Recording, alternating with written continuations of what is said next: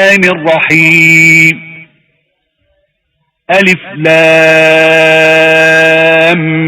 ميم ذلك الكتاب لا ريب فيه هدى للمتقين الذين يؤمنون بالغيب ويقيمون الصلاة ومما رزقناهم ينفقون والذين يؤمنون بما أنزل إليك وما أنزل من قبلك وبالآخرة هم يوقنون أولئك على هدى من ربهم وأولئك هم المفلحون إن الذين كفروا سواء عليهم أأنذرتهم أم لم تنذرهم لا يؤمنون ختم الله على قلوبهم وعلى سمعهم وعلى أبصارهم غشاوة ولهم عذاب عظيم அளவற்ற அருளாளனும் நிகரற்ற அன்புடையவனுமாகிய அல்லாஹ்வின் திருப்பெயரால் துவங்குகின்றேன். அலிஃப் லாம் மீம். இதுவே அல்லாஹ்வின் திருவேதமாகும். இதில் எத்தகைய சந்தேகமும் இல்லை. பயபக்தி உடையோர்க்கு இது நேர்வழிகாட்டியாகும். பயபக்தி உடைய அவர்கள் புலன்களுக்கு எட்டா மறைவானவற்றின் மீது நம்பிக்கை கொள்வார்கள். தொழுகையையும் உறுதியாக முறைப்படி கடைபிடித்து ஒழுகுவார்கள். இன்னும் நாம் அவர்களுக்கு அளித்தவற்றிலிருந்து நல்வழியில் செலவும் செய்வார்கள். நபியே, இன்னும் அவர்கள் உமக்கு அருளப்பெற்ற வேதத்தின் மீதும் உமக்கு முன்னர் அருளப்பட்டவை மீதும் நம்பிக்கை கொள்வார்கள். இன்னும் மறுமையை உறுதியாக நம்புவார்கள். இவர்கள்தான் தங்கள் இறைவனின் நேர்வழியில் இருப்பவர்கள். மேலும் நிச்சயமாக இவர்களே வெற்றியாளர்கள். நிச்சயமாக இறைவனை நிராகரிப்போரை நீர் அச்சமூட்டி எச்சரித்தாலும் சரி அல்லது எச்சரிக்காவிட்டாலும் சரியே, அவர்கள் ஈமான் இறை நம்பிக்கை கொள்ள மாட்டார்கள். அல்லாஹ் அவர்களின் இதயங்களிலும் செவி புலன்களிலும் முத்திரை வைத்து விட்டான். இன்னும் அவர்களின் பார்வை மீது ஒரு திரை கிடக்கிறது. மேலும் அவர்களுக்கு கடுமையான வேதனையும் உண்டு. وَمِنَ النَّاسِ مَن يَقُولُ آمَنَّا بِاللَّهِ وَبِالْيَوْمِ الْآخِرِ وَمَا هُمْ بِمُؤْمِنِينَ يخادعون الله والذين آمنوا وما يخدعون إلا أنفسهم وما يشعرون في قلوبهم مرض فزادهم الله مرضا ولهم عذاب أليم بما كانوا يكذبون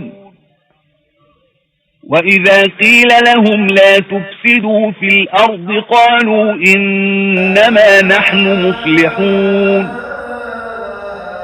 أَلَا إِنَّهُمْ هُمُ الْمُفْسِدُونَ وَلَكِنْ لَا يَشْعُرُونَ وَإِذَا قِيلَ لَهُمْ آمِنُوا كَمَا آمَنَ النَّاسُ قَالُوا أَنُؤْمِنُ كَمَا آمَنَ السُّفَهَاءُ ألا إنهم هم السفهاء ولكن لا يعلمون وإذا لقوا الذين آمنوا قالوا آمنا وإذا خلوا إلى شياطينهم قالوا إنا معكم وَإِذَا خَلَوْا إِلَى شَيَاطِينِهِمْ قَالُوا إِنَّا مَعَكُمْ إِنَّمَا نَحْنُ مُسْتَهْزِئُونَ اللَّهُ يَسْتَهْزِئُ بِهِمْ وَيَمُدُّهُمْ فِي طُغْيَانِهِمْ يَعْمَهُونَ இன்னும் மனிதர்களில் நாங்கள் அல்லாஹ்வின் மீதும் இறுதி தீர்ப்பு நாள் மீதும் நம்பிக்கை கொள்கிறோம் என்று கூறுவோரும் சிலர் இருக்கின்றனர். ஆனால் உண்மையில் அவர்கள் நம்பிக்கை கொண்டோர் அல்லர். இவ்வாறு கூறி அவர்கள் அல்லாஹ்வையும் இறை நம்பிக்கை கொண்டோரையும் ஏமாற்றவே நினைக்கின்றார்கள். ஆனால் அவர்கள் உண்மையில் தம்மை தானே ஏமாற்றிக் கொள்கிறார்களே தவிர வேறில்லை. எனினும் அவர்கள் இதை உணர்ந்து கொள்ளவில்லை. அவர்களுடைய இதயங்களில் ஒரு நோய் உள்ளது. அல்லாஹ் அந்த நோயை அவர்களுக்கு இன்னும் அதிகமாக ஆக்கிவிட்டார். மேலும் அவர்கள் பொய் சொல்லும் காரணத்தினால் அவர்களுக்கு துன்பம் தரும் வேதனையும் உண்டு. பூமியில் குழப்பத்தை உண்டாக்காதீர்கள் என்று அவர்களிடம் சொல்லப்பட்டால் நிச்சயமாக நாங்கள் தாம் சமாதானவாதிகள் என்று அவர்கள் சொல்கிறார்கள். நிச்சயமாக அவர்கள்தாம் குழப்பம் உண்டாக்குபவர்கள் அன்றோ? ஆனால் அவர்கள் இதை உணர்கிறார்கள் இல்லை. மேலும் மற்ற மனிதர்கள் நம்பிக்கை கொண்டது போன்று நீங்களும் நம்பிக்கை கொள்ளுங்கள் என்று அவர்களிடம் சொல்லப்பட்டால் மூடர்கள் நம்பிக்கை கொண்டது போல நாங்களும் நம்பிக்கை கொள்ள வேண்டுமா என்று அவர்கள் கூறுகிறார்கள். அப்படி அல்ல. நிச்சயமாக இப்படி கூறுபவர்களே மூடர்கள் அல்லவா? ஆயினும் தம் மடமையை இவர்கள் அறிவதில்லை. இன்னும் இந்த போலி விசுவாசிகள் ஈமான் கொண்டிருப்போரை சந்திக்கும் போது நாங்கள் ஈமான் கொண்டிருக்கிறோம் என்று கூறுகிறார்கள். ஆனால் அவர்கள் தங்கள் ஷைத்தான்களுடன் தனித்திருக்கும் போது நிச்சயமாக நாங்கள் உங்களுடன் தான் இருக்கிறோம், நிச்சயமாக நாங்கள் அவர்களை பரிகாசம் செய்பவர்களாகவே இருக்கிறோம் என கூறுகிறார்கள். அல்லாஹ்தான் இவர்களை பரிகசிக்கிறார்.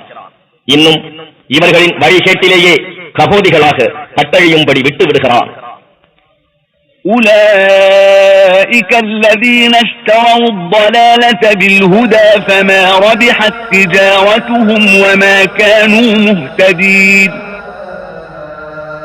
مثلهم كمثل الذي استوقد نارا فلما أضاءت ما حوله ذهب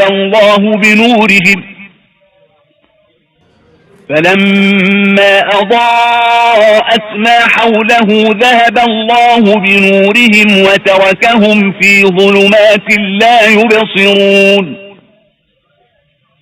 صم بكم عمي فهم لا يرجعون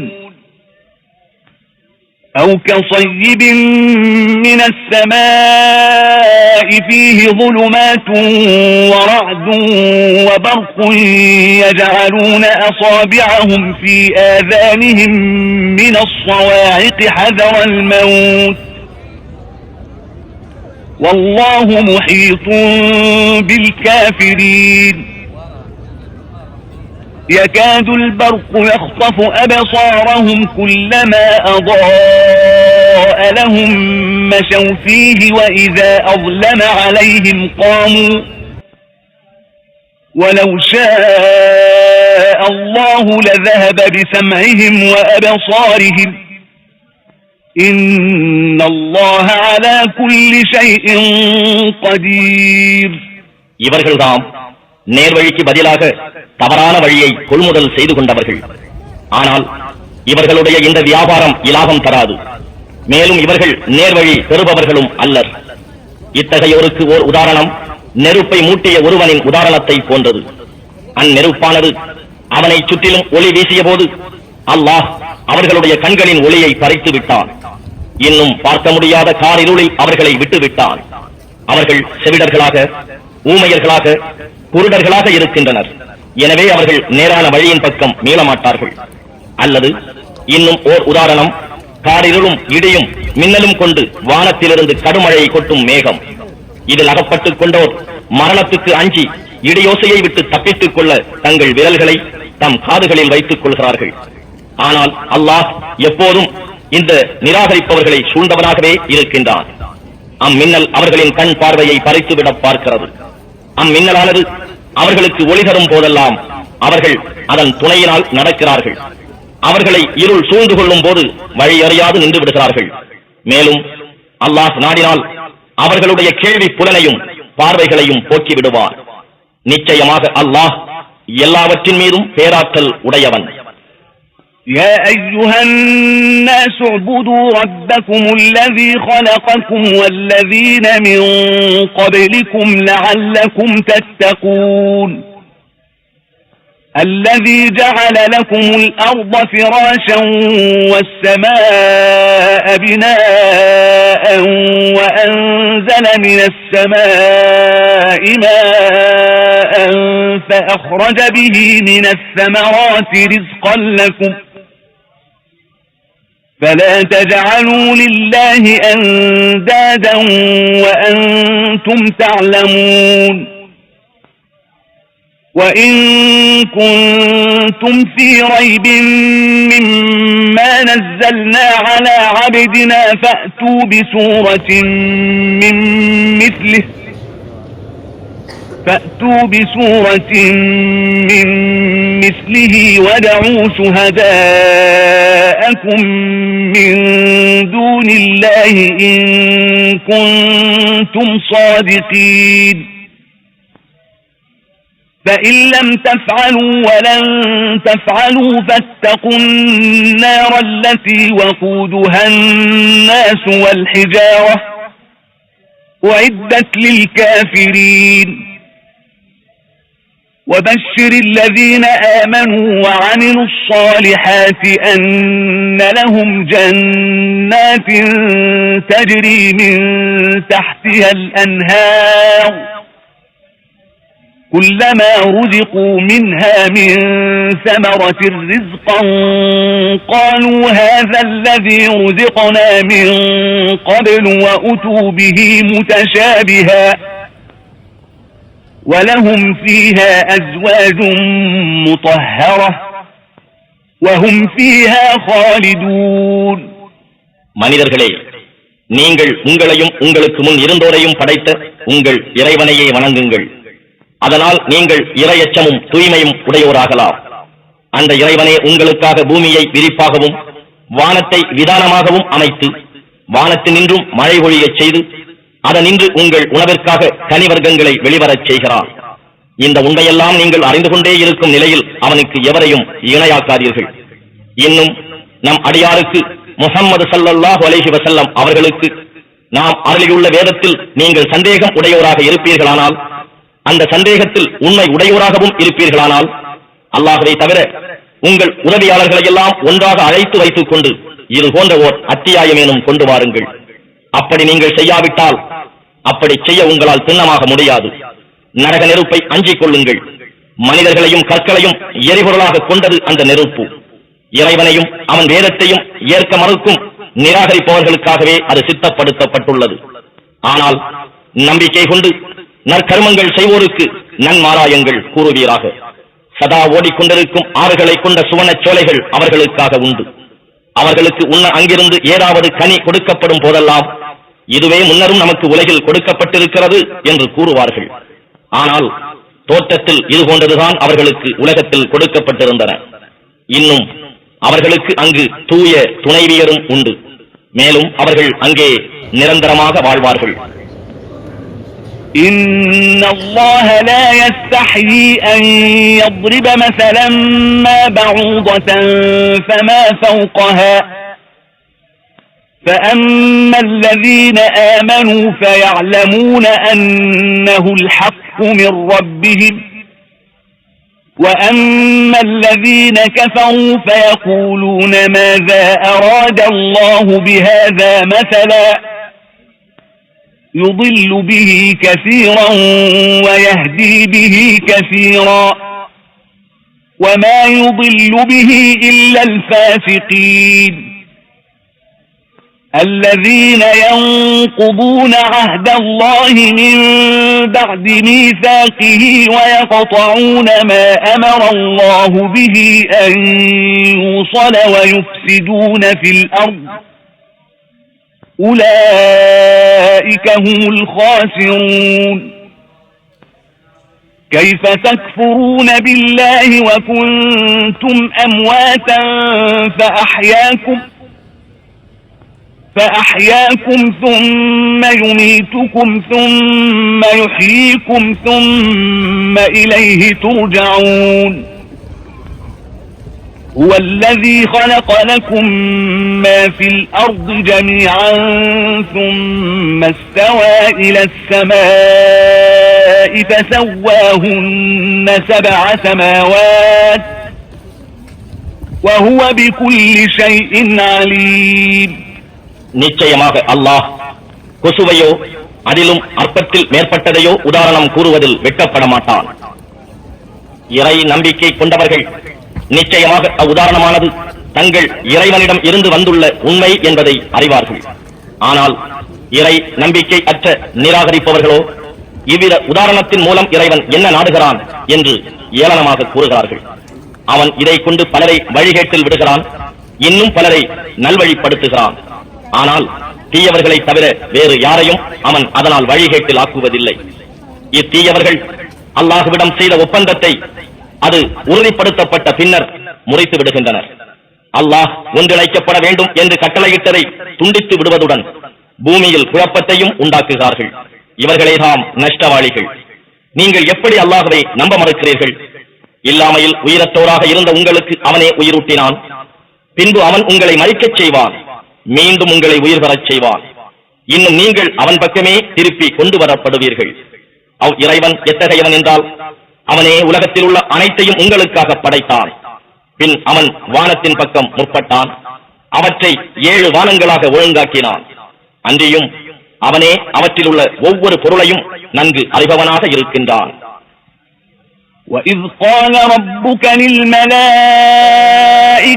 إِنِّي جَاعِلٌ فِي الْأَرْضِ خَلِيفَةً قَالُوا أَتَجْعَلُ فِيهَا مَن يُفْسِدُ فِيهَا وَيَسْفِكُ الدِّمَاءَ وَنَحْنُ نُسَبِّحُ بِحَمْدِكَ وَنُقَدِّسُ لَكَ قَالَ إِنِّي أَعْلَمُ مَا لَا تَعْلَمُونَ وَعَلَّمَ آدَمَ الْأَسْمَاءَ كُلَّهَا ثُمَّ عَرَضَهُمْ عَلَى الْمَلَائِكَةِ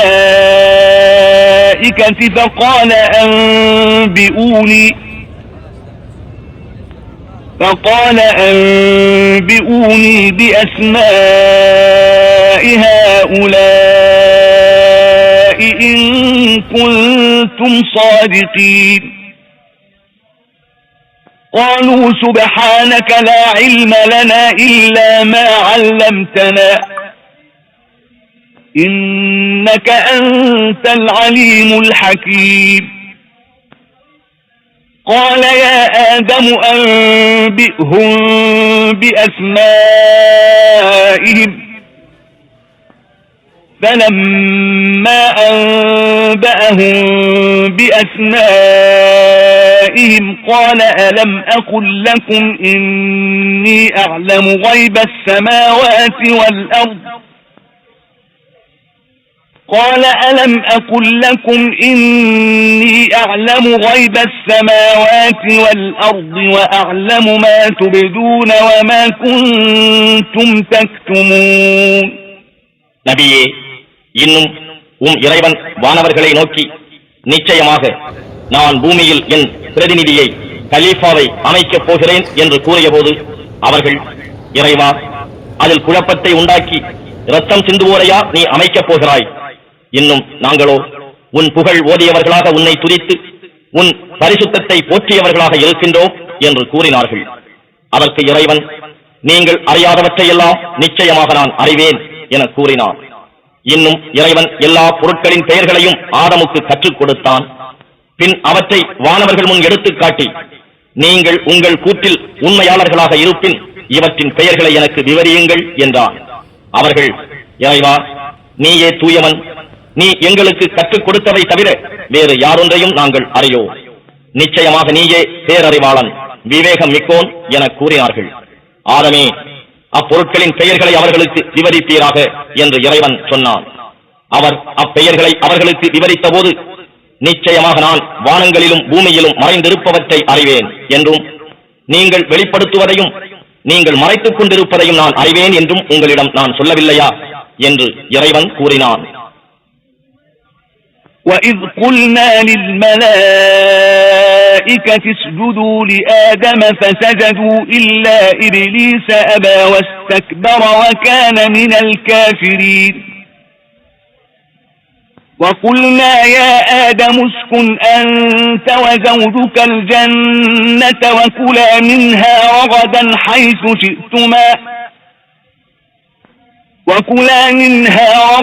حَيْثُ شِئْتُمَا وَلَا تَقْرَبَا هَذِهِ الشَّجَرَةَ فَتَكُونَا مِنَ الظَّالِمِينَ